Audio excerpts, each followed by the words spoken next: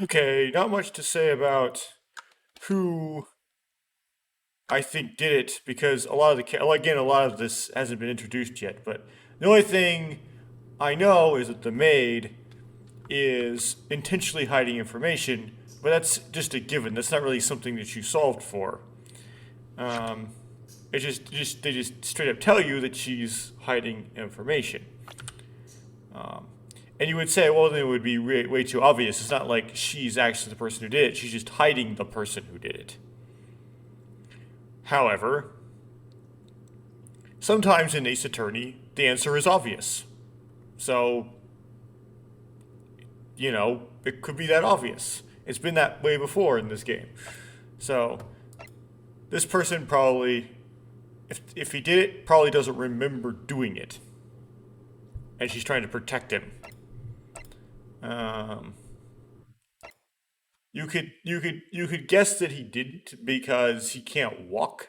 However, whoever put the knife in the victim, which I don't think we have on this evidence on my person list right now, they did it by throwing it at the victim essentially. Well, we haven't established that yet, but the knife suddenly appeared in her back, and the one person near very close by, this dude, didn't see where the knife came from. He just saw her collapse in front of him. So the person who killed the victim was very likely threw the knife or was very skilled. And this is a former military guy. However, he apparently can't walk. So that kind of adds some complication. Of course, he could really theoretically could have actually been able to walk, or could have just thrown the knife from a chair or out of a window or something. Also, the building he lives in has windows that are covered with bricks. Not the one in his suite where he lives. That one is covered in grit and grime, but some of them are covered in bricks. That's going to end up being important. That there's these fake windows. So, uh, she didn't do it because she's like Maya. She's the assistant. This guy didn't do it because he's probably not going to do it until the final boss. If he is, he might be like the final boss, but we're not there yet. We have one more case to go, so not yet. When I first met him, I thought that he could easily be a perpetrator. This guy didn't do it because he is like a gumshoe sort of person. He's like a reoccurring character, and he even is wearing a green coat like gumshoe. So very unlikely. Although it does happen sometimes, it is not very often that the accused is the person who did it.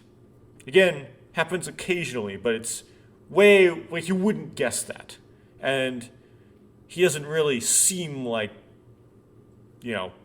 It doesn't. This I don't see signs that this is a special case where the accused is actually the perpetrator and he's actually guilty. Of course, there's a lot of evidence that he did it and that he was the only person there when it happened, but there's always evidence that the accused did it. That's why they're accused. Right? It doesn't really mean much. She didn't do it. Okay. So yeah, these two are the only people that really could. There's only got down to two. This one is more suspicious in her actions. This guy is he has to exist for some there's he's like the twist character that could be the person who did it because of a twist. Okay.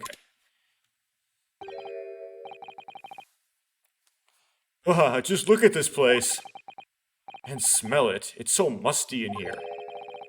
I suppose it's the mountains of old books that are responsible for that.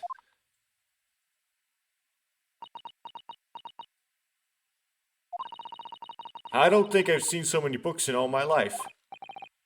What? You were just in the office of what's his face?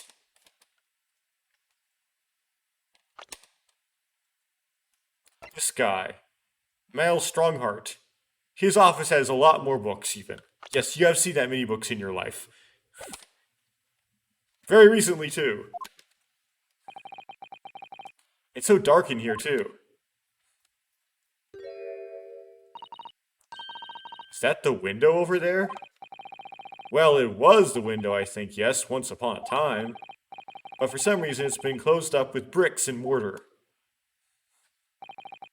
So this is where Mr. Natsume lives. By the way, I haven't spotted Mr. Sholmes anywhere, have you? Well, he tends to kind of come out of nowhere. No, that's true, but according to what Mr. Garadebs told us, the great detective should be around here somewhere investigating. He'll just kind of show up. Okay.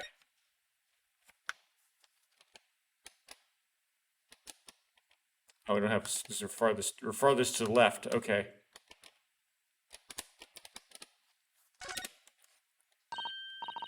Oh, look, it's a beckoning cat from home. It's a bit big and bulky, isn't it? Surely Mr. Natsume didn't bring that Maneki Neko all the way from Japan with him. I hardly think you're in a position to comment, Mr. Naruhodo. Are you forgetting the enormous Daruma doll that you brought in your luggage? He had luggage? I thought he was the luggage. Well, it can be dangerous traveling abroad. I wanted a lucky charm. Well, I imagine Mr. Natsume wanted the same, and this cat is sure to beckon good luck to him. It's not doing a very good job so far, is it? You mustn't say such things. I didn't say a word. Why are my eyes such a giveaway? Okay, so I guess the logistics were thrown out the window for comedy. It wasn't even funny. What's this? This appears to be some sort of meter on the wall here. It looks very robust. I wonder what it's for. There's a slot for inserting coins here, too. It's the power electricity, right? Oh, I believe that is a gas meter, Mr. Naruhodo. Okay, so close. There's one, like, 10 feet away from me outside my window I'm looking at. A gas meter. Yes, it seems there's piped gas in this district, which consumers pay for by putting coins in the meter. So, if we were to put a coin in the slot, that would be enough gas to use the lights and gas fire for the whole night. So, if you're too poor to have a coin, you'd have to spend the night in the dark and freezing cold. That's right, as would a rich man who only carried crisp white notes. London is a scary place.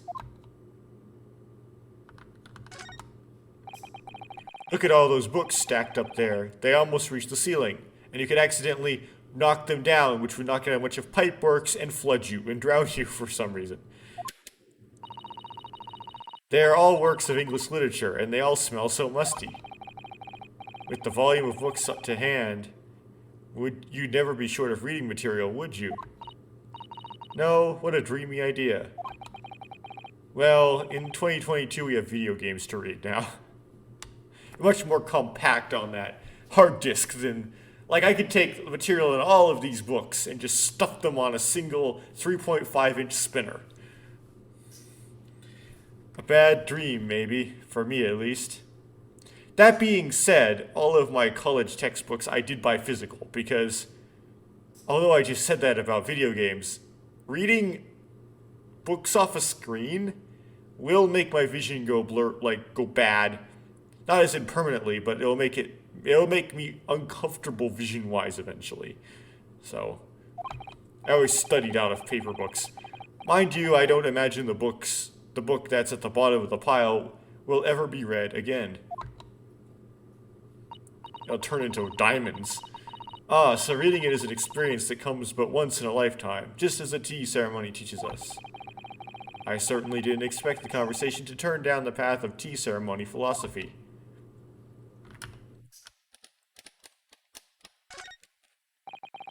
Look at all these balls of paper on the floor. They're all notes scrawled all over them, in English. It looks like the waste paper basket is so full they've been falling out. I think Mr. Natsume must have been deeply immersed in his research, don't you? Or deeply adverse to tidying up his mess. But he was learning English, wasn't he? I wouldn't like to speculate which is closer to the truth. No.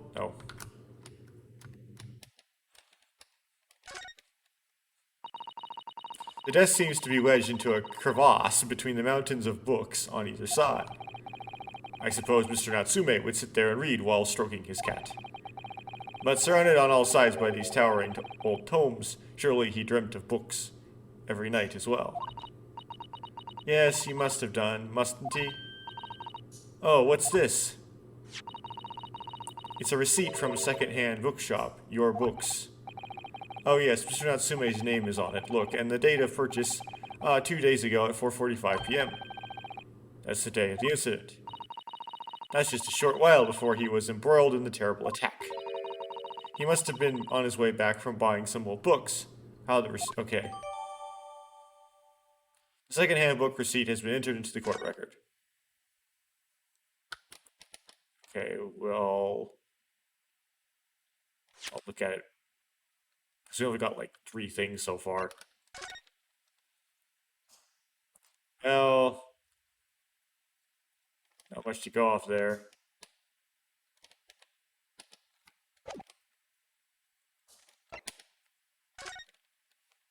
Customers for Natsume, the sum of 2 shillings tendered in receipt of the picture of Monsieur Lecoq, a meal for Gabra, Canterbury Yearnings. Okay, so Canterbury Tales, but I don't recognize the other 2.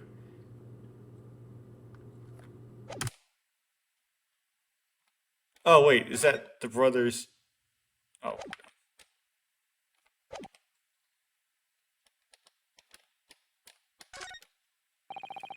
Would you even call that a window? I think so. It was a window at one time, after all. Although all that remains is a frame around some bricks now. So, really, is it just a wall then, isn't it? Well, the insulation is different there. That would make it well, whatever. But why would anyone deliberately brick up like that? Structural reasons? I'm afraid I have no idea. Ah, perhaps Mr. Natsume painted the brick design on it in a fit of whimsy. That's alarmingly feasible. Anyway, wouldn't it have a texture you could feel? I mean, if there was glass in front, you would still be able to feel the paint. Anyway, whatever the reason, the lack of ventilation here makes the place very oppressive.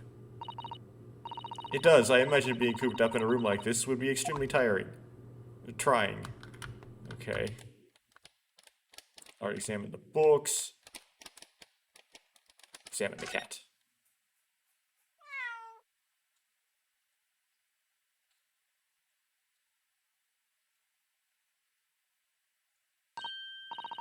Oh my, what an adorable little cat. Perhaps he's looking after all the books while his master is away. He needs food. I don't know about that. He disappeared into that pile of books as quick as a flash. It was a tricolor Mikey, wasn't it? Do they even have that sort of cat here in Great Britain? Perhaps Mr. Natsume brought the little creature with him from Japan. That made me feel homesick now. Already? We've only been in the country for 2 days.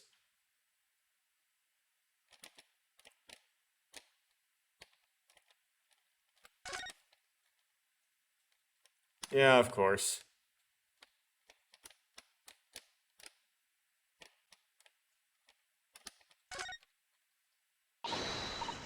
Ah, look, Mr. Naruhodo. Aha, there he is. Where did he appear from? He seems to be engrossed in the pages of an old book. I hope you won't mind if we disturb him. Hello, Mr. Sholmes.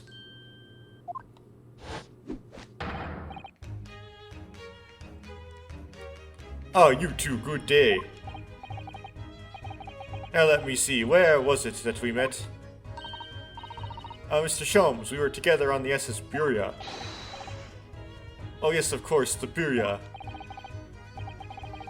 And let me see what happened on that voyage. It was Kazuma Sasogi. He died tragically, but you were a great help to us. Ah yes, but of course, the case of Mr. Asogi. It was the one with the snake, wasn't it? Oh. Well, you seem to remember something of it, at least. What an honor to be remembered vaguely by the great Sherlock Sholmes. This is Mr... Oh, no, my dear madam, hold your tongue. I pride myself in my superior powers of recollection. Your names are safely recorded in my brain attic. Miss Naruhodo,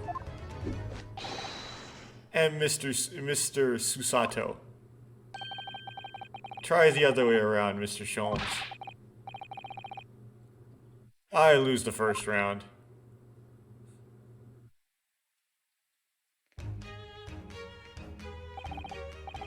In truth, I had hoped to invite you both to my Baker Street suite the day we arrived in London, but some Scotland Yard has ambushed me in the railway station and whisked me away to a crime scene.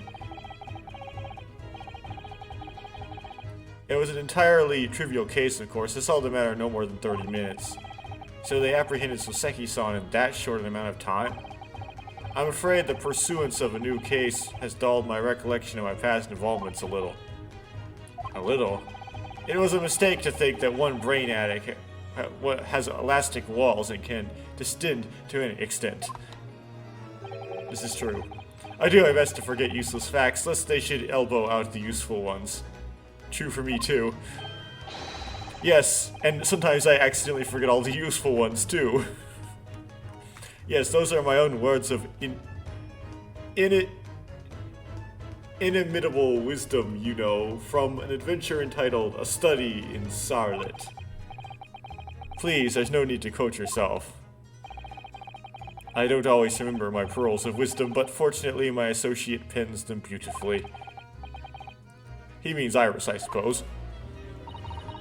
Mr. Sholmes, we have some extremely important questions to ask you about the trivial case you just mentioned. Goodness, what an earnest expression. My dear madame, I should be only too pleased, and this murky room is an apt place to discuss the murky case.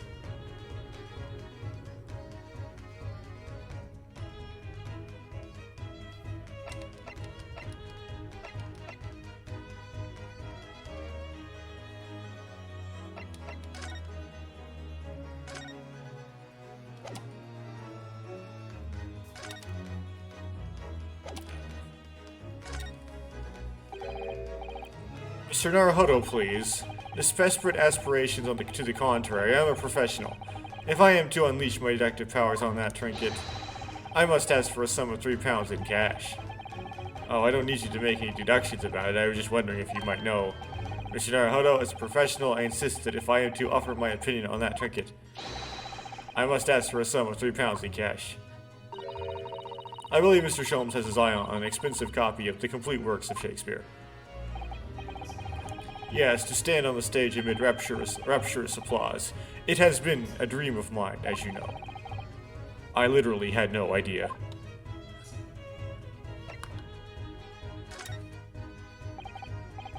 Have you seen this, Mr. Sholmes? Shh, I must have silence. It is of the first importance when I am in the throes of deduction that nothing irrelevant distracts me. Oh, sorry. Cloudy changing to fair, perhaps. You were in the throes of deducing the weather?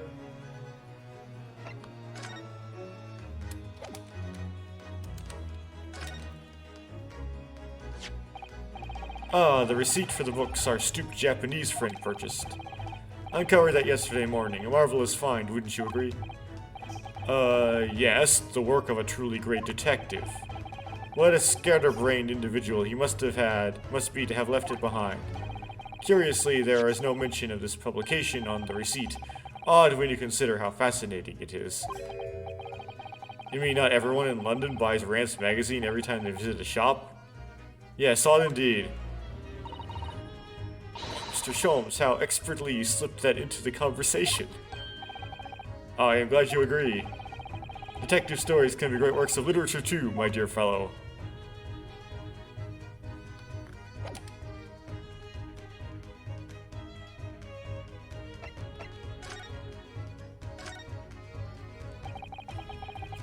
We know this to be the lodgings of a Japanese foreign student by the name of Soseki Natsume. It seems that you assisted in his arrest, Mr. Sholmes, for the stabbing of a young woman outside here in Briar Road. Natsume. Yes, I believe it was a name rather along those lines. But Mr. Natsume denies it. Was it really justifiable to arrest him on so little? I'm sorry, Miss Susato, but I have not the slightest idea what you mean. I I can't believe he was looking Susato-san squarely in the eye while feigning ignorance.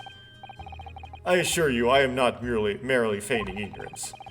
It would appear as if the pair of you are under some misapprehension. Oh, how? I assure you that I have no recollection of accusing your student compatriot of the crime. But that doesn't make sense. The good detective of Scotland Yard made the following request of me, and I quote verbatim. We need you to ascertain the identity and whereabouts of a man seen fleeing the crime scene. Ah, a man seen fleeing. There is a number of books scattered on the pavement at the scene. From the book plates, I was quickly able to determine the bookshop from which they had been purchased. On speaking with the proprietor, I was immediately led to this address. Elementary, wouldn't you say? I believe there is a receipt around here somewhere from the establishment in question. So you don't think Mr. Naruhodo is the culprit? Mr. Natsume is the culprit, then? That I could not tell you. But it was aggravating my faculties, hence why I returned here. However, this place is such a trove of fascinating books, I found myself quite lost in bibliophily. Do not be deceived into believing that I am a man of leisure. No, no, no. Oh dear.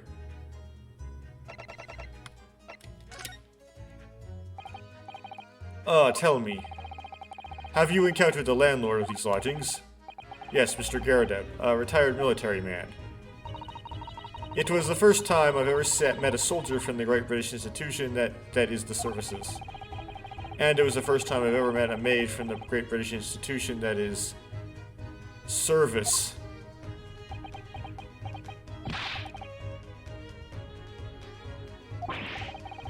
I didn't think it was that funny. I do apologize. As you may well be aware, many households in London employ a maid. Yes, I read as much as in my Great Britain primer.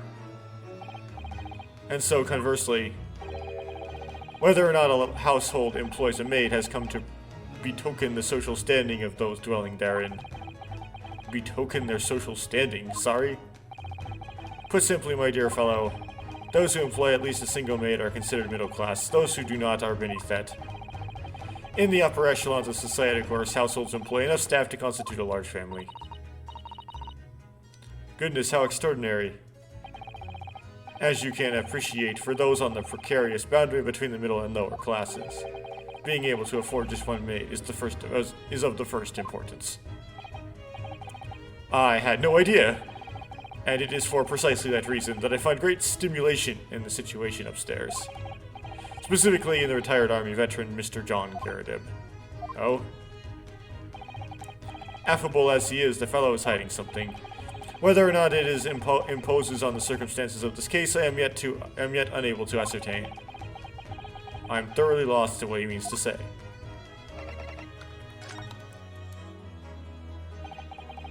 This room is thoroughly suffocating for my soul, my dear fellow. I assure you, any man whose lot is to dwell in a place such as this will stab somebody sooner or later. Mr. Natsume has stabbed no one. But sooner or later, as I said. I don't believe that's the issue here. About this dark little room, Mr. Sholmes. Why is there no longer a window? Do you have any idea? No window? Well, I mean, I can clearly see it. There is a window of sorts. It's been completely blocked with bricks. Oh, I see. The answer to that question is quite simple. Window tax. Window tax? What is that? Surely not a tax on windows. Precisely that. Oh my goodness. Until relatively recently, a tax was levied on households in this country by the number of their windows. Those of lesser means, having inherited a sizable and costly family home, perhaps rapidly closed windows up, while the rich opened windows here, there, and everywhere, in an effort to curry favor with those in power by furnishing them with large sums of tax money. How awful and unjust, forcing people to live in rooms devoid of light. Indeed, disease was rife as a result. So, some 40 years ago, or thereabouts, the window tax was abolished. But its legacy remains, as you can see, in squalid lodgings such as these, for example. I suppose Mr. Natsume's stipend for living here in London isn't very generous, perhaps. It would appear so. I've done little digging, and discovered that these lodgings were offered at an extraordinarily low price. Because the room is so awful, I should think. Apparently, Mr. Natsume only moved in here about 1 week ago. Yes, that's correct. However, I don't believe the low rent is explained by the shabby nature of the accommodation. Oh? Still, that is of little relevance here, a matter not worthy of further attention. Are you sure? I'm curious now. That'll come up. Well, I believe I've told you all I can now. Thank you, Mr. Sholmes. Ah, yes, Mr. Naruhodo. Was it not your intention to become a practitioner of law? You remembered that, did you? Will you perhaps be offering your services in this very matter, I wonder? To the occupant of this room, Mr. Natsume, was it? I'm not sure. Not sure? On what grounds? Well, I actually defended someone in court here only yesterday. Really? Well then, I congratulate you, sir, on an ambition realized, and so promptly too. The thing is, it's really made me question things. Am I right to believe in my clients? To trust in their innocence? Yes, trust. Mr. Sholmes. Mr. Natsume didn't do it, did he? Ugh, my dear fellow, I haven't the first idea. Oh, but I thought that's why you were here. You didn't come back to investigate? Ah, yes, that was indeed my initial intention, but there was simply too many fascinating books here. I couldn't possibly ignore them. Oh, I see. Nevertheless, there are 2 facts that I can state quite unequivocally. The man who fled the scene of the crime 2 days ago was a Japanese occupant of this room, and there are witnesses who swear to having seen the same man commit the crime. That is all I can say. Ah, and one more thing. Oh, what is it, Mr. Sholmes? I cannot say with any certainty whether or not it is of relevance to this case, but I am quite sure that the retired army man who owns this property is hiding something. Mr. Garadeb is. Mr. Sholmes said it as much before, actually, didn't he? Anyway, at present, that is really all that plays on my mind in relation to this case. Mr. Naruhodo, as yet our investigations have uncovered nothing that could help establish Mr. Natsume's innocence. No, you're right. Perhaps it's time we probed a little deeper into Mr. Garadeb's secret. Just remember, I cannot be sure whether the landlord's secret will prove to be of relevance or not. But I wish you every success, of course, Mr. Naruhodo. Busy man indeed. He's gone back to his book in the corner of the room.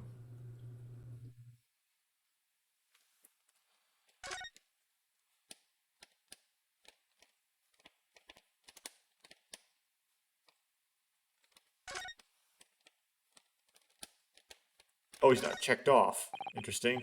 Excuse me, Mr. Sholmes. Yes, so true. To be or not to be? That is indeed the question, Mr. Naruhodo. To be or not to be brushed off, that is the question. And the answer is all too clear. Let's leave Mr. Sholmes in peace, shall we?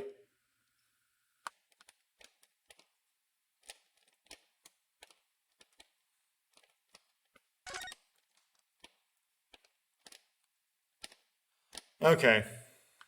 You're now been prompted to go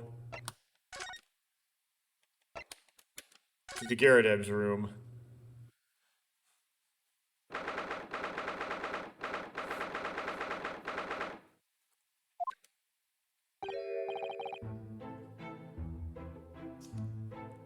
You pair again. Tell me, what the detective chap, I forgot his name, still is... Was the detective chap, I forgot his name, still hard at work down there? Mr. Herlock Sholmes? Ah yes, rings a vague bell. All that detective business isn't really my thing, I'm afraid. Well, Mr. Sholmes is in his element down there. Jolly good show. Another cup of tea, if you please, Joanne.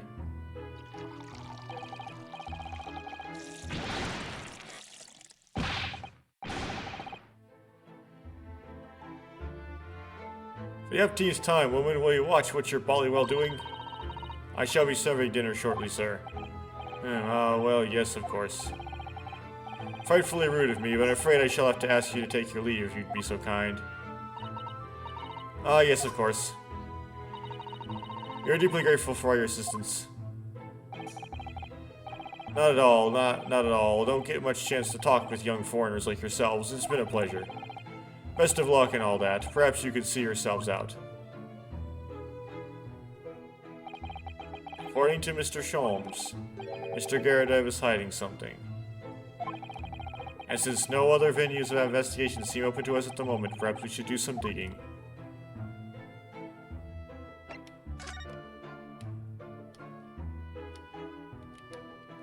See you.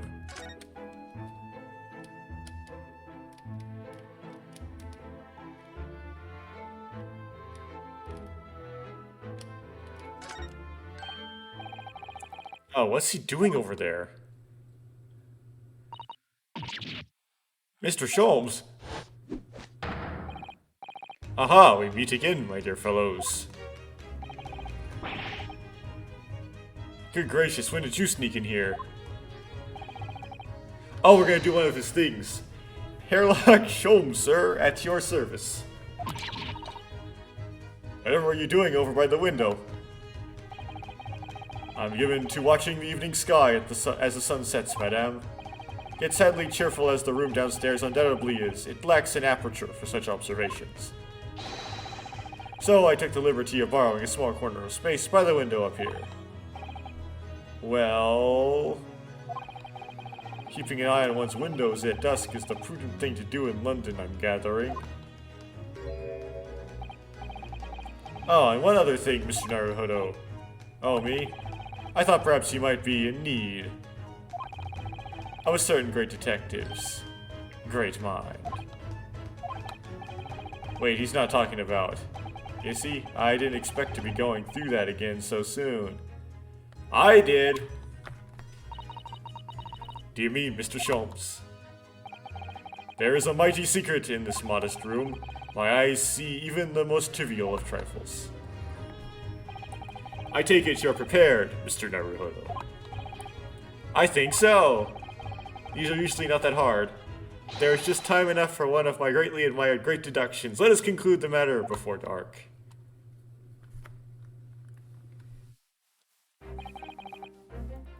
Mr. Garadeb, though it would seem you are a military man of considerably distinguished service, your standing as a landlord is most certainly not what one might call first-rate. I'm afraid, sir, that it is all too clear to me. There are two conclusions I have been able to draw by careful observation of your living arrangements. I beg your pardon. The first is that even as we speak, you are concealing the presence of a ferocious beast in your care. Eh? And the second is that as a result of the beast's violent rampage, you have lost something very dear to you. Mr. Naruhodo, look. The old man's broken out in a cold sweat. Unbelievable, it seems Mr. Sholmes' conclusions are both spot on. How could you possibly... How could I possibly, you know? You mean to inquire? The answer couldn't be simpler, sir. For in the dense jungle of logic and reasoning, I am the king of beasts.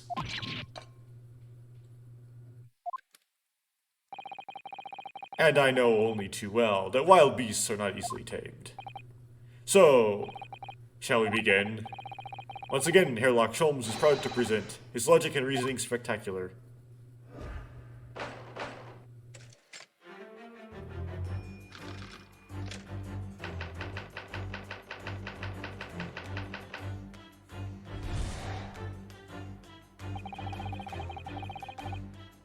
Certainly shouldn't take a great detective to see that a fearsome beast has been on the rampage of late within these four walls. Thus we are faced with the question, what form might the beast take? And for a man with the military breeding, your eyes are uncommonly candid. Your furtive glance, Mr. Garadeb, leads us directly to the answer.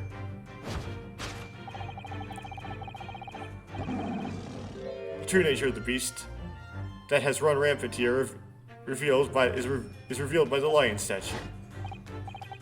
Yes, though an army man, you appear unimposing at best. What else is over there, though? It's obviously... we know, because we've done this before, that Sholmes is wrong. It's not a lion. A fact that has fueled your admiration for the mighty lion, the king of beasts. What is this piffle, I ask you? In the end, your admiration became so great, in fact, that you had a living, breathing specimen shipped from India, which you had tried to keep in this very house. What? Yet living with such a wild beast proved more difficult than you had imagined. The chilling traces of a wild rampage are still very much in evidence. Well? Yet as we look around, the beast in question fails to present itself. Where could an angry creature have disappeared to? Where could... Madame? Me? I pray you not consider me unchivalrous, but it is plain to me with one glance in your direction. It is? Your dress pocket gives a handsome clue as to the beast's current whereabouts. For protruding from it is a handbill advertising a circus show. Ah. Yes, you sought to dispose of this terrifying lion, Mr. Garadeb, at Batty's Circus. A traveling show currently sojourning in a nearby park. I have observed the tents. You sold the savage lion, sir, to the circus troupe. I most certainly did not. I believe I have made my point. The fearsome beast which ran amok in this room was an Indian lion. And a simple visit to the circus now revealed a lion prancing jubilantly through the ring of fire.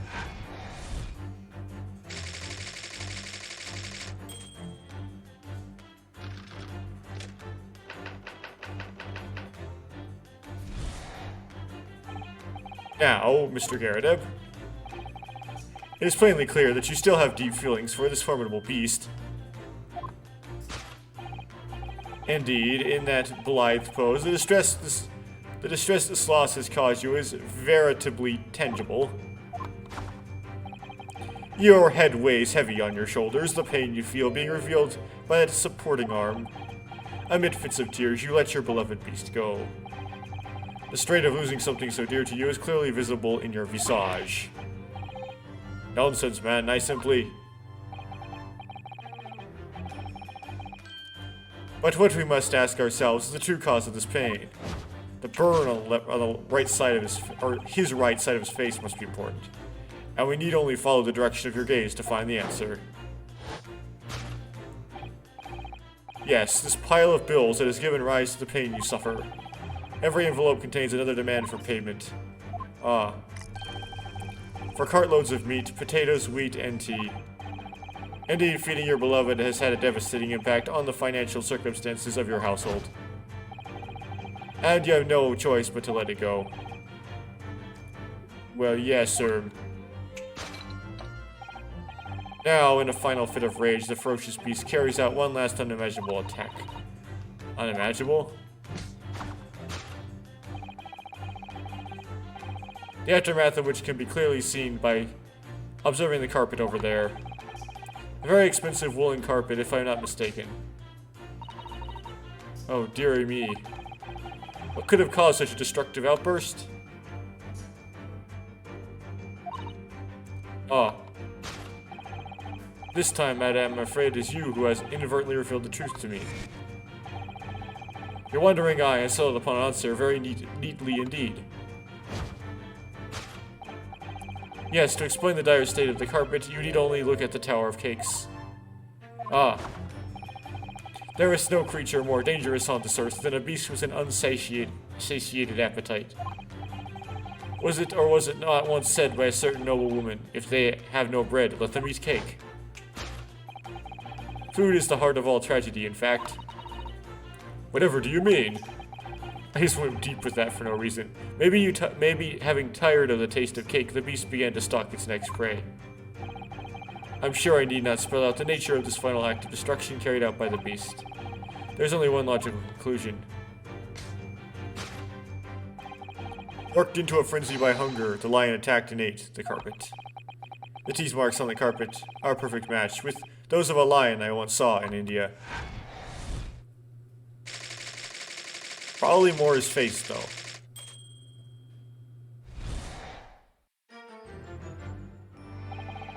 This concludes Sherlock Holmes' great deduction of this beastly puzzle.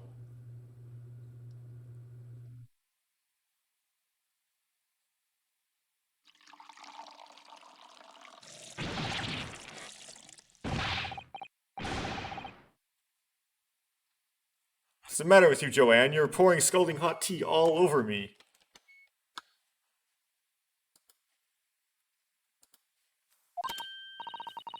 Oh, I'm sorry, Mr. Garrett. I'm afraid I didn't notice.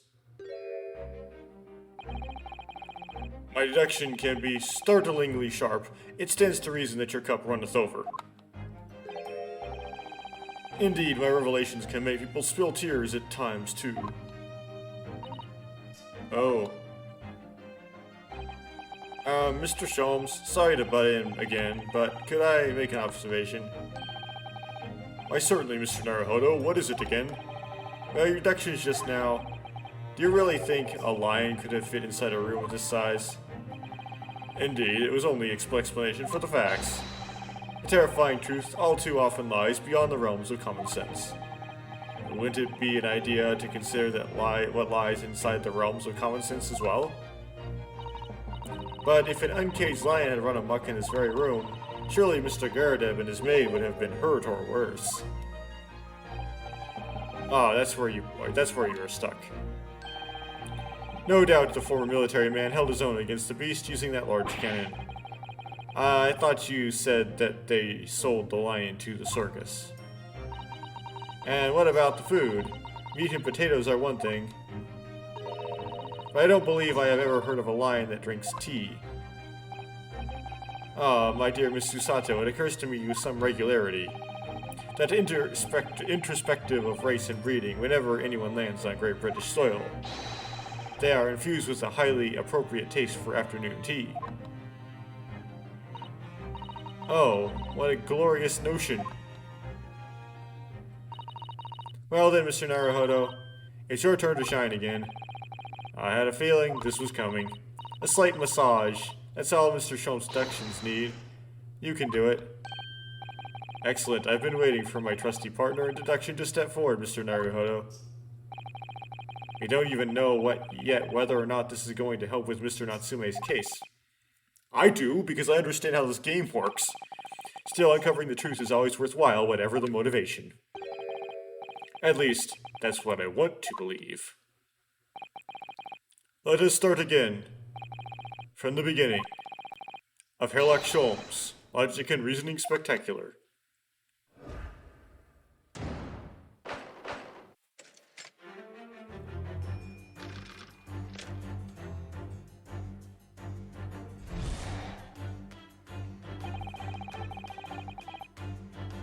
It certainly shouldn't take a great detective to see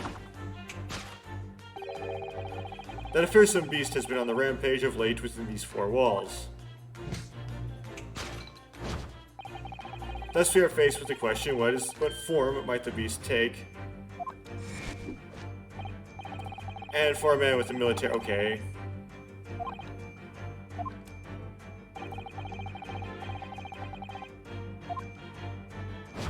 Here's where we butt in.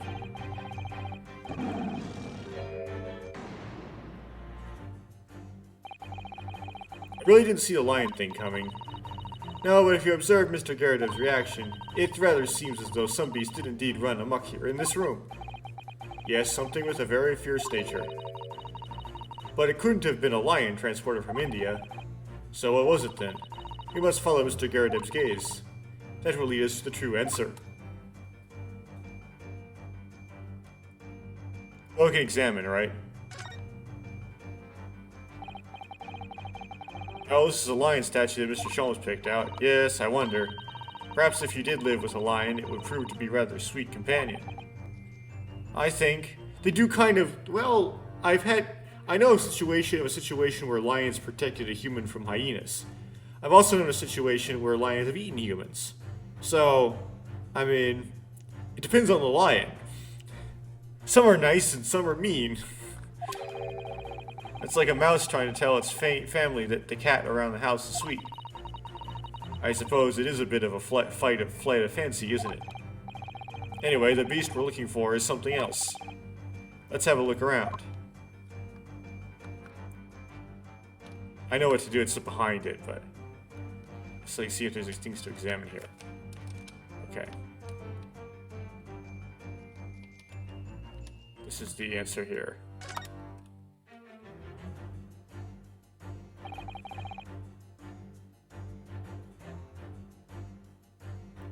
It's this photograph. It appears to be from Mr. Garadeb's wedding. He looks very happy, doesn't he? He does, but you can make out his bride. But you can't make out his bride.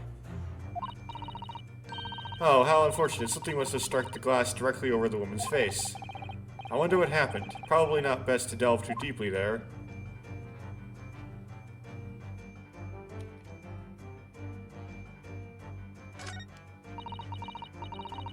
Glass is broken, so you can't see the bride's face at all.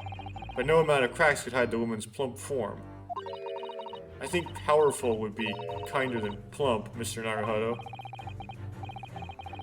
Yeah, she certainly looks that. There's a lot of horsepower there.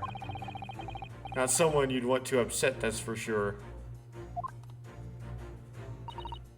Oh look, have you noticed her wedding ring?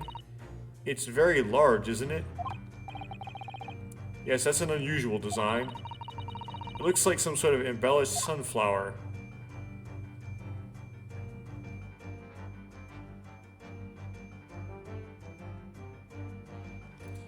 Huh. Not exactly what I was looking for. It's the only thing here, right? Let's try to examine the shell. These are shells for the cannon, are they? What a strange place to keep them. I imagine they were some significance to Mr. Garadeb from the time in the army. Oh, of course, he mentioned a battle to us before, didn't he? Do you remember he said that he'd been shot in the knee? Perhaps it was one of these that hit him. No! If around that size hit his knee, there'd be nothing left of it. Or Mr. Garadeb, for that matter. Mr. Sholmes has a Persian slipper, and this man has spit shells. Perhaps it's customary in Britain to display, well, rubbish on the mantelpiece. Well, this is somehow the answer. I don't know how. Oops.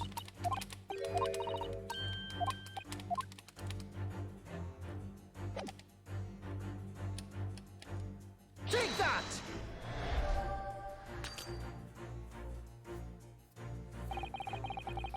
Behind the lion statue on the mantelpiece, almost deliberately hidden from view, is a photograph. Though I have yet to examine it in detail, I can assure you that it holds the answer.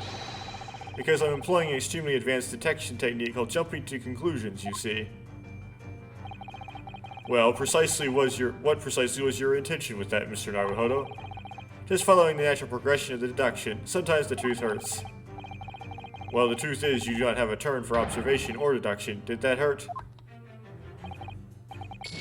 Yes, a lot. Oh, that was wrong. Oh.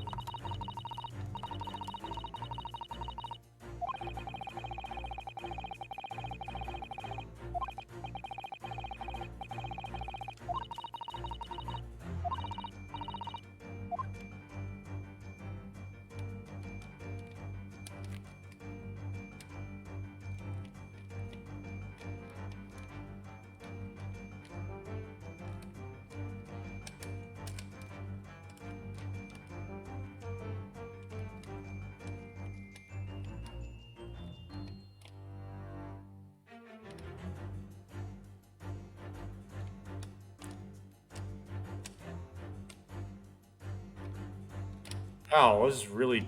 like, the only other thing left is, like, the mortar shells. Wait, unless we can present... like, within...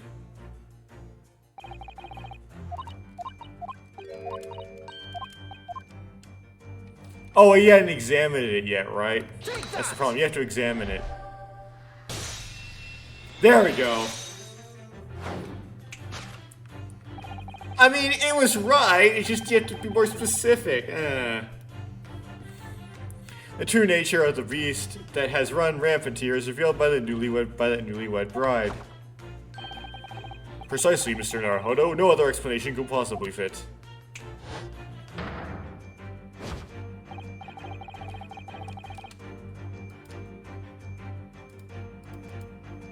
Yes, this framed print pictures your wife, Mr. Garadeb. And while we lament the fact that her face is obscured, we can still make out her mighty arms and note the considerable horsepower they must contain. Oh, indeed, surely any woman of such powerful constitution would be honored to be described as a beast. Honor might be stretching a point. Too late. The fact remains that the beast, which so clearly savaged this room, was your wife, Mr. Garadeb. The chilling traces of a wild rampage are still very much in evidence. Well. Yet, as we look around, the beast in question fails to present itself. Where could this angry creature have disappeared to? Madame? Me? I pray you do not consider me unchivalrous, but it's plain to me with one glance in your direction. It is? Your dress pocket gives us a handsome clue as to the beast's current whereabouts. Are they divorce papers? The poor, fragile, defenseless woman is beside herself. Well, I don't know about fragile. Oh dear. Anyway, Mr. Sholmes is quite right. There's no sign of Mrs. Garadeb anywhere. But it seems there may be a clue in her as to her whereabouts. A clue that this maid is trying to hide. She's trying to hide she's a wife? That's lame. I wonder what Mr. Garadeb's wife could be. If it's just the maid is his wife, that is lame. That's so lame. Okay.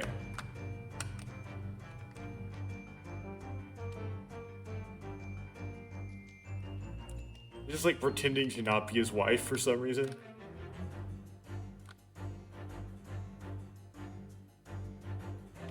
Oh, it's his wife, but she's pretending to be a maid as to like show social status.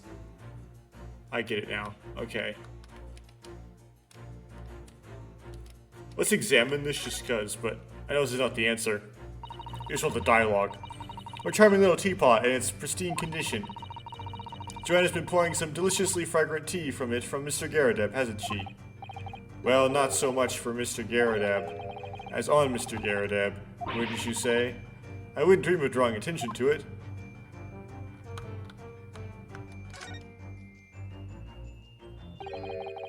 Too tightly shut eyes to avoid even the chance of a giveaway glance. Pursed lips to prevent any secrets from slipping out. Rounded cheeks to deflect any abuse that might be hurled our way. Yes, this is an unnervingly powerful woman, Miss Susato. It's your turn of phrase that's unnerving, Mr. Naruhodo. Take that! I'm wrong. How do I get... It doesn't let me skip through the dialogue, though. It's like... Until it's done printing the text.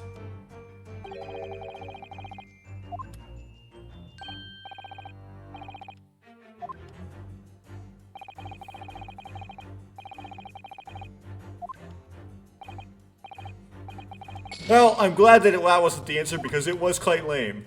Okay.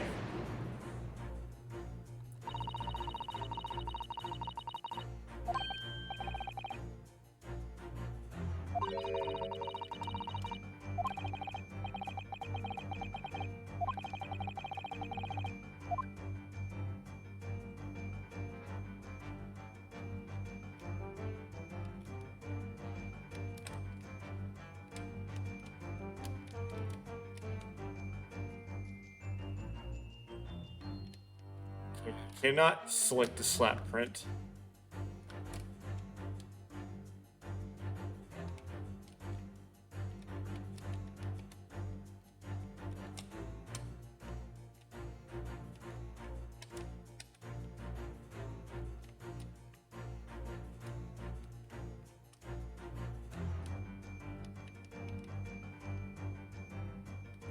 Let's examine it. It certainly does appear to be a circus handbill poking out from her pocket. Maddie's Circus, currently performing shows in a park not far from here. You don't think... Surely Mr. Garrett didn't sell his wife to the circus. Mr. Naruhodo, how could you even think such a thing? I was only joking. Besides, I would have gone with, do you think he'd fed her to his pet lion? That's somehow worse.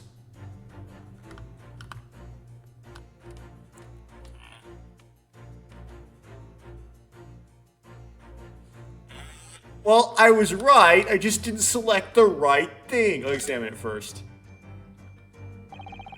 She's wearing a very large ring, look. Oh yes, a sunflower design with some rather nice embellishments. And it's on the ring finger on her left hand, which means it's surely a wedding ring. Looks like it's on here for life, too. I can't imagine it would slide off a finger of that size. That's correct to think, Mr. Naruhodo, not to say. Do you know Mr. Garredeb's wife on the photograph had a ring very much like this one? It was a large sunflower design as well. Really? You have a great memory for those things. A large sunflower wedding ring. It's quite a coincidence that they have the same ring, isn't it? Yeah, this is what you present. I knew the answer, but then I thought it was lame. I presented her, but you're not supposed to present the answer. You're supposed to present the evidence of the answer, and that's confusing. And I got it. Your wedding ring gives us a handsome clue as to the beast's current whereabouts. Indeed it does. That flowery band gleaming on your finger gives you away. For it is identical to the one shown on the hand of Mr. Garredeb's bride in this photographic print. In other words, you are no ordinary household maid. No. You are Mr. Garredeb's lucky bride.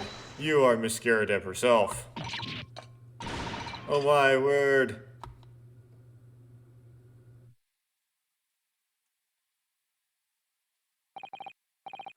Well, jolly fine detecting, sir.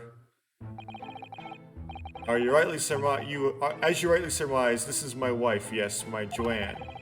Rather let herself go, you might say, but she has a bally corker. It would appear that you don't live in the most comfortable of circumstances. After all, you are a retired army man, yet you are in the business of renting out rooms. Tsk. I would assume, therefore, you have insufficient means to employ a maid. Would that be correct? That's not right, I tell you. I was 2nd Lieutenant of the 3rd Regiment. A man has his pride, don't you know? By golly, it's a sorry thing when a chap can't even afford to have a single maid in his employ. Yes, here in London, one is rather judged. A household cannot be considered worthy of society if it employs no staff at all. Though in my considered opinion, such concerns about appearances are a folly. You mean Mr. Garredeb has his wife work as his maid? Precisely, am I right, Mr. Garredeb?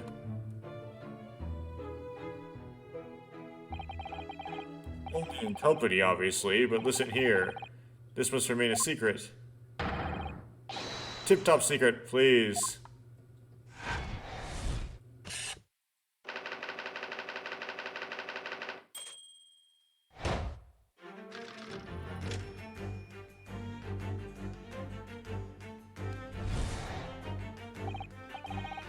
Now, Mr. Garredeb, it's plainly clear that you still have a deep feeling for this formidable beast.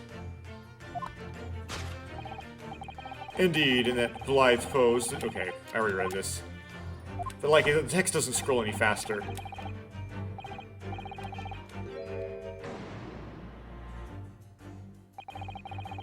Mr. Sholmes is quite something. He's still calling Mr. Garredeb's wife a beast. Yes, as a woman, that feels rather uncomfortable. But Mr. Garredeb is standing beside her husband as we speak, Mrs. In other words, he hasn't lost his beloved at all, has he? Oh, how true. So perhaps that supporting arm that seems to be propping up his head has some other significance then.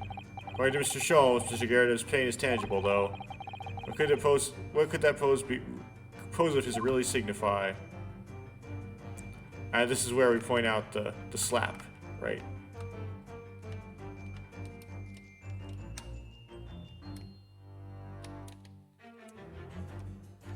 Now we'll do it for the dialogue. Mr. Garrett certainly looks glum. According to Mr. Shelves' deduction, that's because he's having to endure the acute pain of losing something dear to him. But we know that he hasn't lost his wife. So that means there must be another cause for his pain, the pain he's suffering.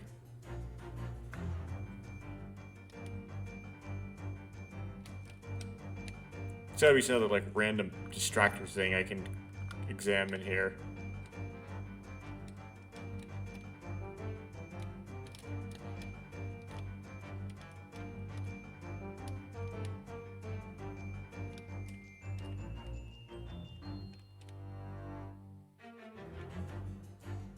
I'll just do it. Oh my, look at that bright red mark. Gosh, that's quite something, and clearly made by somebody's hand. Yes, Mr. Garrett has been slapped on the face, it seems. Hard. I never seen such a clearly defined mark. Whoever could have done such a thing? Well, there's a very limited number of candidates, I'd say. Okay. Take that!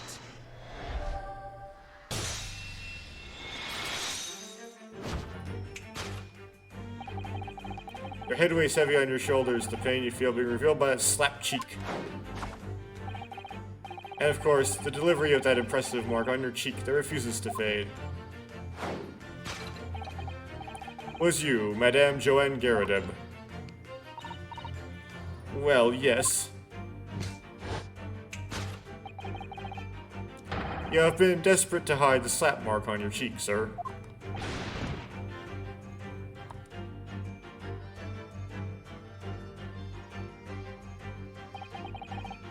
How the blazes? How did you work that out, man? Nothing escapes the notice of one trained in the art of observation, my dear fellow. That one was actually obvious from the start. That's why you haven't looked directly at us even once. To keep your other side from view. Well, humph. Now let us proceed to the next conundrum. Why would you be subjected to such a violent slap? In other words, we must ask ourselves, what caused Madame Garrideb to fly into a rage? We need only follow the direction of your gaze to find the answer. Yes, it is a pile of bills that has given rise to the pain you suffer. Didn't Mr. Sholmes say the bills were all for lion fodder? Yes, but now we've been established that the lion never existed. Which can only mean that the thing responsible for gobbling up all that food was Mr. Garrideb's wife. Mr. Naruhodo, she's a person, not a thing. Yes, well, she's also a person who gave her husband a mighty slap around the face. One so hard it left a perfect hand mark, in fact. Yes, why would a woman want to hit her husband with such force, I wonder? I'd love to know the answer to that question. Well, bills could still be the answer, but... let's examine this bookmark. Well, let's examine the bills. Looking at all these bills, it certainly amounts to a great deal of food. Meat and potatoes by the carload, wasn't it? Well, looking at the two of them, we can tell immediately who eats the lion's share in the household. Well, at least we're no longer talking about an actual lion anymore.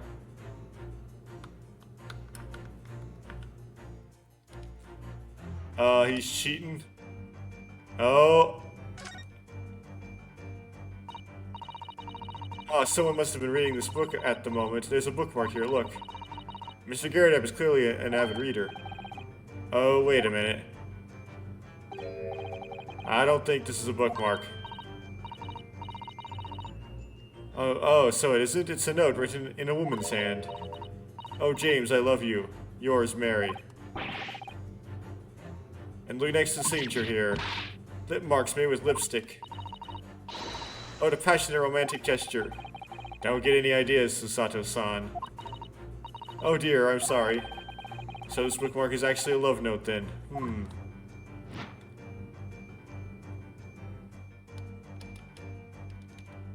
Take that!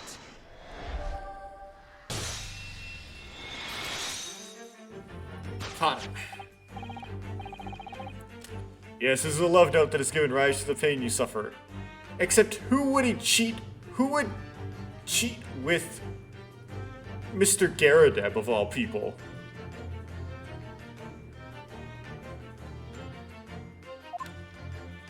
It's not very good looking. Oh, James, I love you. Yours, Mary. Passionate indeed. Perhaps the sender of this note, a certain Miss Mary, is the fly in the ointment here. Wait, was she the person who got... Are we going to learn that she was the victim? Oh.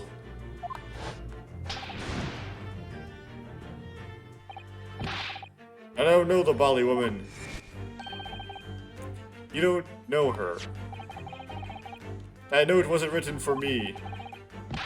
It was just in the book. I don't know how it got there. It was just in there, you say? That's right, that's what I've been... A likely story. Now listen here, Joanne, old thing. I explained at the time. I bought the book at that second-hand place, and that note must have already been in there. So, the previous owner of the book was using the note as a bookmark, you mean? That's right, that's what I've been saying. A likely story. For heaven's sake, woman, look at the name. It's written to James. My name, in case you'd forgotten, is John. A likely story. Are you questioning my name now? And there we have it. Arouse the suspicion of the female heart, and you unleash a beast with the most ferocious bite.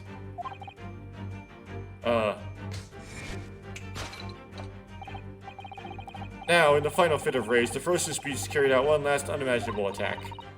Unimaginable? The aftermath of which can be clearly seen, observing the carpet over there.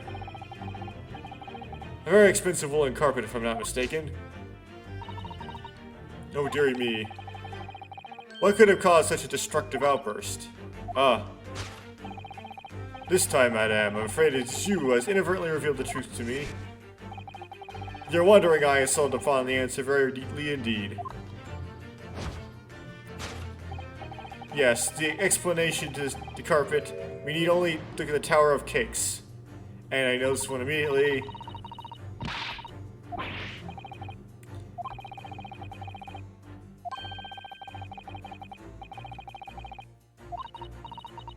No, but that's true. So this is the last part of Mr. Shelm's deduction that we need to fix. We only need to follow Mr. Garadeb's gaze, and that will tell us the real answer. Alright, let's see what we can see. Yes. And we want... candlestick. We'll examine first. This looks like a very old candlestick, doesn't it? The base looks so too small. Surely it isn't very stable. Isn't unstable. Isn't very stable, whatever. It looks to me like even the slightest knock would make it topple over. Oh dear, that would be dangerous. Wait, take a closer look at this. There's only one candle, there's one candle missing. Yes, I did notice that before. Why is that, I wonder? Why is one candle of the three missing from its holder? Yep. Examine this just for the dialogue. Ah, so many cakes. Ah, is that all you can think about? Well, look at them, Mr. Naruhodo. It's a mountain of them, and they all look so delicious. It's more of a tower than a mountain, I'd say. It's a mountain, and it's my hope that one day, in our very homeland, I'll be able to perform the tea ceremony at the foot of such a mountain. It's definitely a tower.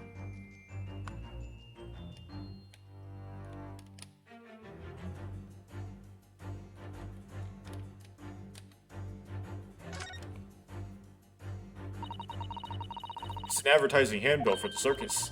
Maddie's Circus is a nearby park. Isn't that the same as the one we saw earlier? The one that was folded up in Mr. Garadeb's pocket? Perhaps they're very great circus lovers. It couldn't be that the Hungry Lion is somehow involved again here, could it? Oh dear, I do hope not. Okay. It's the candlestick. Take that!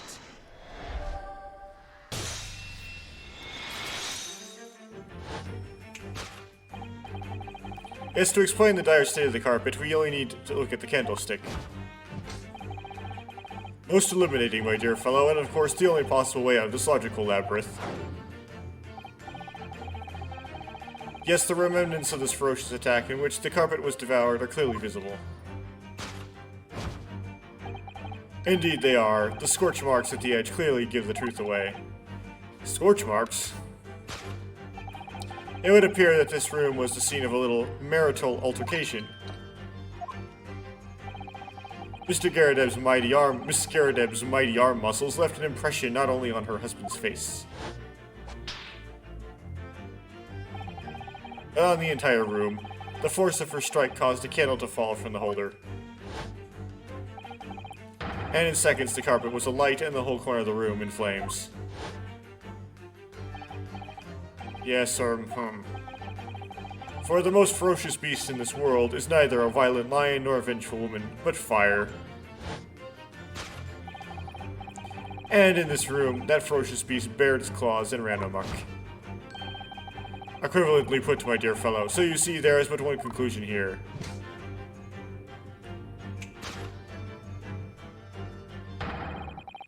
After the sparks of marital discord flew, this room was the scene of a fire.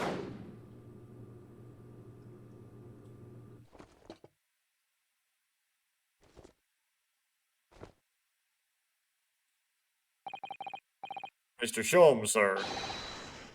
I salute you.